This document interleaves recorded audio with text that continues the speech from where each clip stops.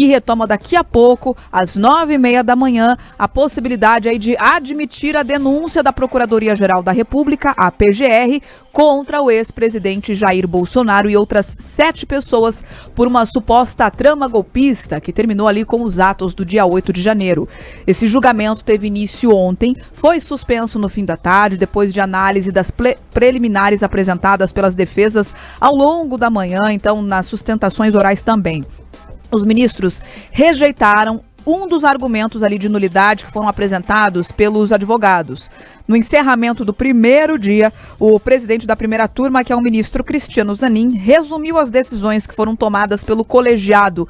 Vamos ouvir com atenção, então, essa fala do presidente do colegiado.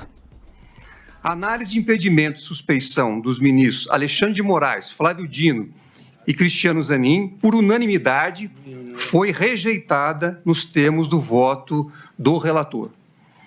A análise da competência deste Supremo Tribunal Federal e da primeira turma para julgamento deste recebimento ou rejeição de denúncia, por maioria, a turma rejeitou as preliminares suscitadas nos termos do voto do relator, vencido o ministro Luiz Fux, quanto à preliminar de incompetência da primeira turma. Ainda sobre as preliminares apresentadas pela defesa, o ministro continuou destacando ponto a ponto. Vamos ouvir, então, mais essa segunda etapa do resumo da primeira discussão de ontem. Item 3. Análise das nulidades processuais arguídas pelas defesas. Primeiro, quanto à ilegalidade na apresentação de resposta simultânea entre os acusados e o colaborador. Segundo, quanto à ofensa ao princípio da indivisibilidade da ação penal. Terceiro, quanto à ausência de amplo e restrito acesso aos elementos de prova constantes nos autos. Quarto, quanto à dificuldade da defesa de analisar grande quantidade de documentos e mídias. Quinto, quanto à ilegalidade da decisão que determinou a instauração do inquérito 4.878, e a afirmada existência de prova ilícita. Sexto, quanto à prática da investigação de procurar provas sem alvo específico, a prática denominada de fishing expedition. Em relação a essas preliminares, por unanimidade, as nulidades arguídas foram rejeitadas nos termos do voto do ministro relator. Item 4. Análise da alegação da necessidade de aplicação do juízo das garantias nas ações penais originárias. Quanto a esta preliminar, por unanimidade, a turma rejeitou-a nos termos do voto do relator. A gente acabou de ouvir aí o ministro Cristiano Zanin relatando, lendo vários pontos que foram rejeitados por unanimidade ali na corte em relação a pedidos feitos pelas defesas dos acusados. Só que além desses pontos, os ministros também rejeitaram com unanimidade os pedidos para anulação da delação do ex-ajudante de ordens de Bolsonaro, o tenente-coronel Mauro Cid.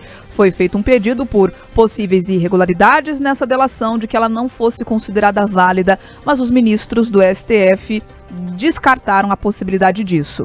Então, no início da sessão, o relator, que é o ministro Alexandre de Moraes, falou sobre os crimes imputados aos denunciados. Em seguida, a Procuradoria-Geral da República, o procurador, o Paulo Gonet, apresentou a denúncia dele e falou sobre os diferentes episódios entre 2021 e 2022 que, segundo as investigações da Polícia Federal e a denúncia da PGR, se conectam para culminar ali nas ações do dia 8 de janeiro, que, segundo o procurador-geral, seria o ato final do momento golpista. Vamos ouvir agora, então, o Paulo Gonet falando sobre essa denúncia e os pontos elencados nela. A organização criminosa preparou material sabidamente inverídico sobre as urnas eletrônicas para divulgação em live realizada em 4 de novembro de 2022. Postergou a divulgação do relatório de fiscalização das Forças Armadas, que atestava a rigidez do processo eleitoral. E quando o relatório foi finalmente dado ao conhecimento geral, providenciou que o Ministério da Defesa lançasse imediatamente nota oficial buscando minimizar as conclusões do documento. Ordenou a emissão de nota oficial a favor da liberdade de expressão em 11 de novembro de 2022, visando a dar aos apoiadores do golpe a aparência de que as Forças Armadas acolhiam e incentivavam os acampamentos espalhados pelo país. Nesses acampamentos, pedia-se insistentemente uma intervenção militar ou intervenção federal, eufemismos para a ruptura pela força do regime constitucional, vale dizer, golpe. O intuito era o de manter a militância apaixonada e disposta a aceitar soluções de violência contra a ordem constitucional. O ex-presidente Jair Bolsonaro acompanhou esse julgamento ao longo de todo o dia. Ao chegar em Brasília, conversou com os jornalistas e mais uma vez afirmou que a denúncia não tem fundamento e que não há elementos que comprovem a participação dele em uma suposta trama golpista. Vamos ouvir a fala de Bolsonaro, então, logo após esse primeiro dia de análises. Zero. Eu conversei no dia 2 de novembro com vocês, falei que devíamos continuar buscando a normalidade, sem invadir prédio público, está lá, aberto ao povo.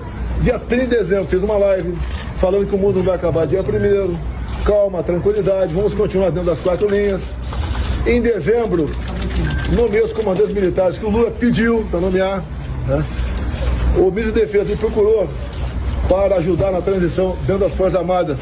Foi aberto todas as portas para ele. O que o senhor espera hoje, presidente? A gente sempre espera a justiça. Como o senhor está se sentindo? Tô bem, tá? Sempre espera a justiça. Não tem nada se fundamenta nas acusações feitas de forma parcial pela Polícia Federal. Reforçando, então, que esse pronunciamento do Bolsonaro foi antes do início do julgamento, tá? A tese também foi sustentada pelo advogado de defesa do ex-presidente, o Celso Villade. Vamos ouvir. O inquérito das vacinas é a gênese de todo este caso, onde ocorreu a prisão e depois a colaboração do Coronel Cid. E o que se achou, senhor presidente, depois de tudo isso? Que foram determinadas buscas e apreensões, foi feita a quebra de nuvens, o presidente foi investigado, buscas e apreensões. O que se achou com o presidente? Absolutamente nada. E com todo o respeito e com toda a vênia, ilustre Procurador-Geral da República, eu contesto essa questão do documento achado no do Partido Liberal. Há, inclusive, no meu colega Paulo Bueno, uma ata notarial de que ele enviou para o presidente da República aquele documento. Então, esse documento não foi achado. Com o presidente não se achou absolutamente nada. Ainda na última noite, o ex-presidente Jair Bolsonaro usou as redes sociais para questionar a competência da primeira turma para o julgamento de admissibilidade dessa denúncia e criticou a mudança recente no regimento interno do Supremo Tribunal Federal. Além do ex-presidente, fazem parte do núcleo 1 ali da denúncia da PGR, o deputado federal Alexandre Ramagem, o almirante ex-comandante da Marinha, Almir Garnier Santos, o ex-ministro da Justiça, o Anderson Torres, também o general da Reserva e ex-chefe do Gabinete de Segurança Institucional, o Augusto Heleno, o tenente-coronel e o ex-ajudante de ordens da Presidência da República, Mauro Cid, o general e ex-ministro da Defesa, Paulo Sérgio Nogueira, e o general da Reserva e ex-ministro da Casa Civil, Walter Braga Neto. Vamos lá, tem muitas mensagens chegando sobre esse assunto aqui. Eu já vou colocar a opinião de quem está na nossa live, de quem está mandando pelo WhatsApp também nessa conversa. Eloy Campana chamando atenção aqui para as decisões que são unânimes em todos os pontos ali elencados pelo Zanin. Ele diz aqui, todos unidos para a injustiça, a opinião aqui que vem da nossa live. O Eládio Toledo disse, onde estamos? STF não acha nada anormal? O Brasil acabou. O Guilherme comentou que achou o Zanin aqui visivelmente incomodado durante a leitura ali das decisões. E o Jefferson Kloss complementou que seria correto ali se o STF mandasse esse processo para a primeira instância, como aconteceu com o Lula. Isso sim mostraria que existe alguma espécie de imparcialidade, portanto, nessas decisões do STF.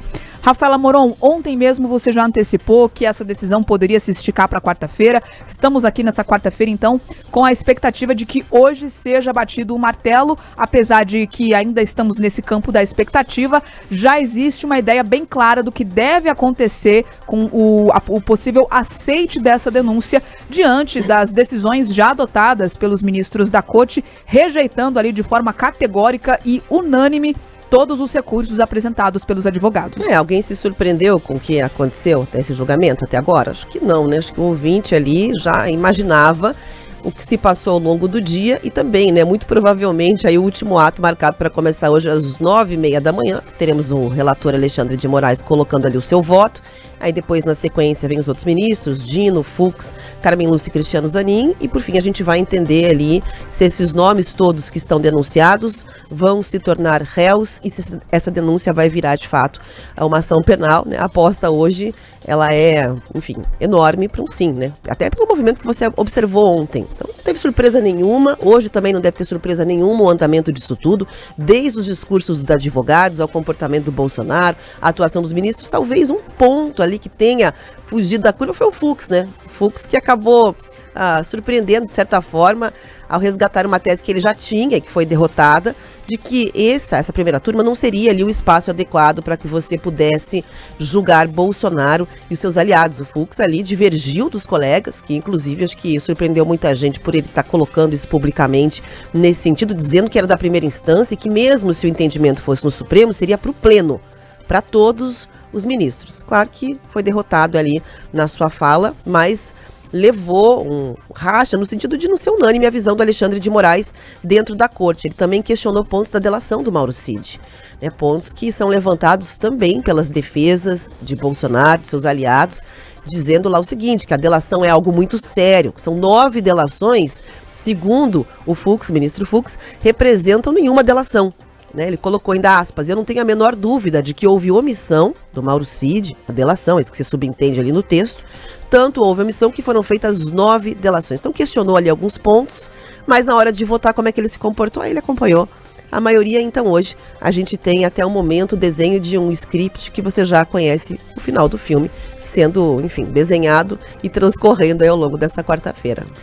E além, Rafaela, dessa surpresa aí, se a gente pode dizer surpresa, porque tudo estava dentro do script, né? Rejeitar todas as preliminares, não acolher nenhuma tese ali da defesa em relação à questão da delação do Mauro Cid, do foro ali para ser julgado o Bolsonaro, ao invés da primeira turma no pleno. Então tudo isso foi rejeitado, como todo mundo sabia que ia acontecer, assim como todo mundo sabe que hoje Jair Bolsonaro se tornará réu, não só ele, como os outros 7 denunciados. Agora, além do Fux, que aí eu quero também complementar aqui, Rafa, o que você trouxe, que foi sim uma surpresa esse posicionamento do Fux, mas ele fez uma crítica muito aberta ao número de versões da delação premiada apresentada pelo Mauro Cid. Ora Mauro Cid falava uma coisa, ora falava outra, 9 versões aqui o ministro fez essa crítica e aí, claro, também defendeu que o local mais apropriado para julgar Jair Bolsonaro seria pelo pleno do Supremo Tribunal Federal, pelos 11 ministros e não pelos 5 da primeira turma. Agora, uma outra coisa que saiu aí do roteiro foi a presença de Jair Bolsonaro, o único dos acusados a comparecer presencialmente ao Supremo Tribunal Federal, né? Assim como fez Donald Trump. Alguém com uma memória um pouco melhor aí, lembra que Donald Trump, quando foi julgado nos Estados Unidos, também compareceu à Corte Americana, só que com uma diferença. Lá ele é obrigado, né? Os réus, os denunciados são obrigados a comparecer à sessão. Aqui não, e aí Jair Bolsonaro, com o aval dos seus advogados, compareceu presencialmente. E essa ida ao Supremo, esse acompanhamento in loco, tem ali um simbolismo, né? Traz a ideia de que o ex-presidente está de cabeça erguida, enfrentando seus julgadores, e também passa a seguinte ideia de que, olha, Jair Bolsonaro não pensa em fugir da justiça, está aqui para ouvir, né, o que serão ali os seus algozes, porque a gente já consegue também adiantar que dificilmente Jair Bolsonaro sairá inocentado desse julgamento. Agora, traz então esse simbolismo, a presença de Jair Bolsonaro no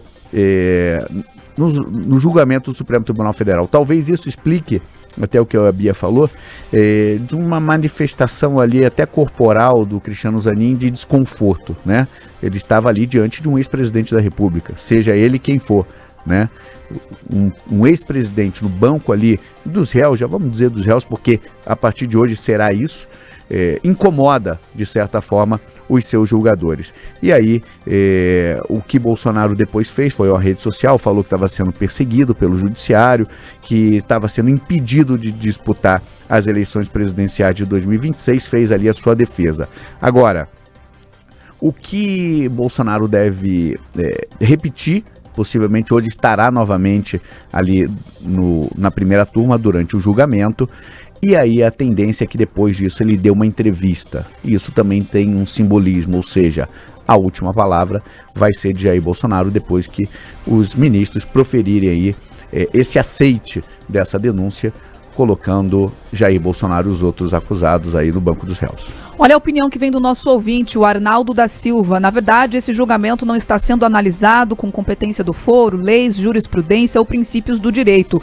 O julgamento terá como base a vontade dos ministros.